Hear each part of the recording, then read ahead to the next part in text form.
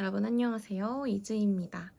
오늘 영상은 불안형 연애 고치는 법입니다. 저는 제가 굉장히 불안형이라고 생각을 해요. 어떻게 보면 연애할 때 상대방을 좀 힘들게 하기도 하고, 사실 근데 불안형 연애를 하는 사람들의 특징이 본인이 더 힘들어해요. 본인의 그 약간의 그 연애할 때의 그런 모먼트 때문에 오히려 본인이 더 스트레스를 받고 또 나중에 후회를 하고 또 죄책감을 가지는 경우도 굉장히 많습니다. 제가 요즘에 상담을 다니면서 굉장히 마인드도 건강해지고, 사실 제 연애 패턴을 좀 수정하고 개선하고자 상담을 받는 그런 목적도 있어요. 상담 선생님과 여러 번 대화를 하면서 느꼈던 제 패턴이 있었는데요.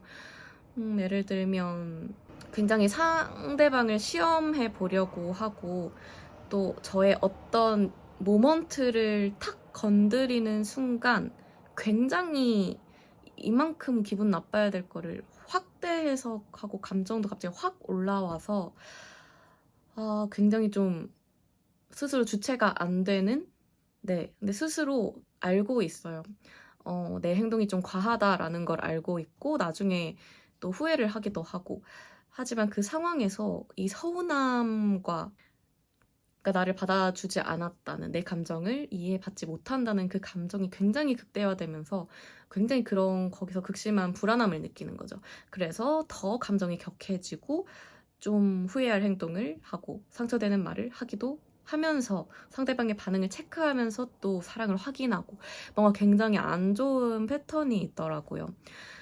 그래서 제가 요즘에 좀 불안형 연애를 개선을 시킨 두 가지 팁을 공개하려고 합니다. 사실 별건 아닐 수도 있는데, 그래도 한번 시도라도 해볼 수 있잖아요. 굉장히 쉬워요. 뭐 해보고 안 되면 뭐 그만이고 되면 이득이잖아요. 네, 그래서 한번 공유를 해보려고 합니다. 첫 번째로는 질문을 하는 거예요. 사실 수많은 불안형 애착 유형을 가진 사람들이 혼자 생각을 단정 지어버리는 경우가 많다고 생각해요. 이 사람은 나를 안 좋아한다. 저런 행동을 하는데 안 좋아하는 게 틀림없다. 나를 좋아하는데 어떻게 저렇게 행동할 수가 있지? 이런 감정 때문에 굉장히 불안함이 좀 극대화되고 또 실망하고, 그 감정이 주체가 안 돼서 뭐 헤어지자고도 하고 막 그런 걸로 애정 확인도 하려고 하고, 뭔가 좀 극단적으로 우리 내일 보지 말자, 나 연락 안 할래, 이렇게 돼버리는 거거든요.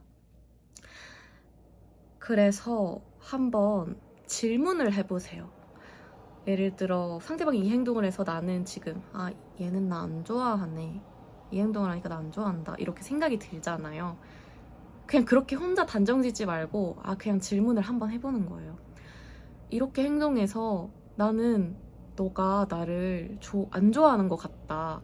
이 행동이 이렇게 받아들여지는데 이게 이 의도가 맞는지 물어보세요. 물론 상대방은 아니라고 할 거예요. 그래도 그 말을 듣잖아요. 안심이 되는 게 있어요.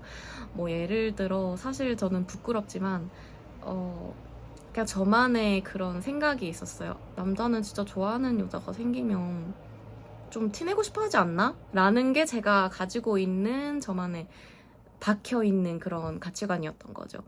그런데 뭐 제 남자친구는 막 티를 내거나 그러지는 않는단 말이죠. 예를 들어 뭐 SNS에 올린다든지 아니면 뭐 우리 커플링 하자 하고 막 이렇게 하고 다닌다든지. 근데 단편적인 그런 모습들만 가지고 사실은 초반에는 그 정도로 좋아하는 건 아니구나 라고 혼자 생각을 했었는데, 그게 조금씩 쌓여왔던 거죠. 그런데 한번 물어봤어요. 제가 어떻게 물어봤냐면, 내가 커플링 하자고 하면 할 거야? 라고 물어봤어요. 근데 한다고 하더라고요. 네, 당연히 하지. 지금까지 해본 적이 없어서 그거를 말을, 자기는 경험이 없기도 하고 그거에 대한 필요성을 못 느껴서 그런 말 안 했는데 나 저랑 하면 너무 좋을 것 같대요. 그 말을 들으니까 안심이 되는 거예요. 그리고 SNS 사진, 난 이런 거 올리라고 하면 올릴 거야? 기분 좋게 올릴 수 있대요. 그런 말을 좀 확인을 들으니까 이게 좀 안심되는 게 있었어요.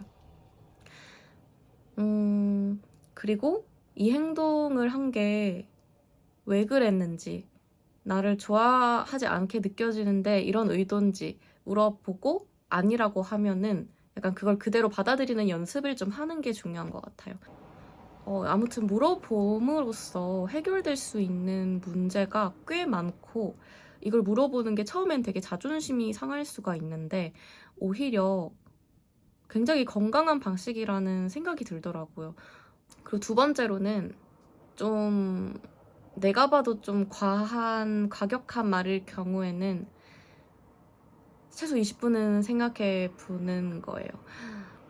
예를 들어 저 같은 경우는 부끄럽지만 우리 내일 보지 말자, 이런 기분으로 보면 서로 기분만 안 좋을 것 같다 라는 말을 했을 때 사실 불안형의 마음은 어떻냐면, 나를 진짜 좋아하면 미안하다고 하고 내일 보자고 하겠지 라는 게 사실 가슴속에 깔려 있었던 것 같아요.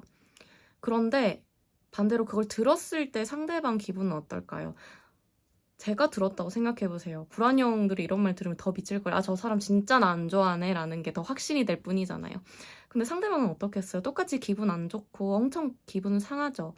그런 상황에서 한 번 더 사과를 하고 보자고 말하는 건 정말 어려운 일이에요. 그래서 날 좋아하면 이렇게 행동할 거야 라는 걸 깔고 간다는 건 굉장히 위험한 생각이더라고요. 그래서 그런 말, 만나지 마, 뭐 연락하지 마, 뭐 굉장히 상처가 될 수 있는 그런 말이잖아요. 굉장히 그 상황에서 내가 받은 상처만큼 이 사람도 조금이라도 느꼈으면 좋겠고, 이래야지 내가 이 정도로 힘들어 라는 걸 표현하는 방식일 수도 있어요. 근데 정말 건강하지 않은 방식이더라고요. 오히려 더 큰 갈등이 초래되고 나중에 정말 걷잡을 수 없어지기도 해서, 이런 말들을 내뱉을 때는 정말 많이 고민을 해야 되는 것 같아요. 그래서 일단 한번 참고 또 참고, 이 말 하는 게 맞나?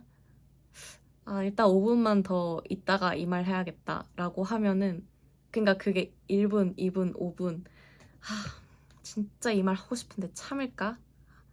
그냥 할까? 아니야, 1분만 더 참아보자. 이 카톡 답장 어떻게 오는지만 보고 말하자. 그리고 또 지금 말할래. 아니야, 다음 말까지만 들어보고 말하자. 이렇게 하다 보면은 결국 그 말을 안 내뱉게 되더라고요. 네, 조그만한 팁이었습니다. 사실 좀 두서없이 들릴 수도 있는데 뭔가 은근히 도움이 굉장히 많이 돼요. 특히 질문하는 게 큰 도움이 돼요. 뭔가 내 멋대로 이 사람의 마음을 재단하지 않고 추측하지 않고, 이렇게 행동하는 거면 나를 이렇게 생각하는 거야 라는 생각까지 안 가게 막아주더라고요. 상대방은 이런 걸 말 안 하면은 높은 확률로 모를 가능성이 커요. 내가 어떤 것 때문에 이 정도로 상처받았는지, 뭐 그런 것들을 생각보다 잘 모르기 때문에 내가 확인받고 싶어 하는 부분을 캐치를 못하는 경우가 많아요. 근데 저희는 그걸 캐치를 못 받으면 굉장히 불안해지고 예민해지고 그 화가 상대방한테 가기 때문에, 그렇게 되기 전에 차라리 내가 먼저 물어보고 확인을 받자. 그거는 자존심 상할 일이 아니다 라는 걸 말해주고 싶습니다.